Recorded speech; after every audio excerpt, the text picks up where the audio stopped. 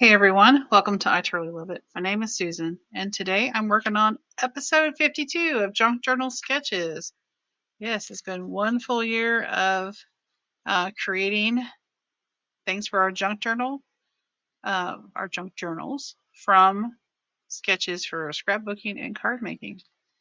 And so the next few episodes are going to kind of focus on things for my October Junk Journal Madness journal. So they may be a little Halloween centered, but you can always take the idea and create whatever you want to make for your current themed junk journal or in the future.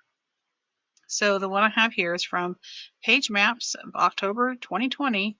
It's from their card maps, and it's a square shaped card, but it has me thinking about ink boxes. And if you're not familiar with ink boxes, they are 3x3 designs, 3 inches by 3 inches. And here's one I recently made for Dawn Lynn Designs on Instagram. She has a monthly challenge and she has a different theme. And the one for September was autumn harvest. Anyways, I just created that with these little pieces, these little chipboard pieces from Echo Park.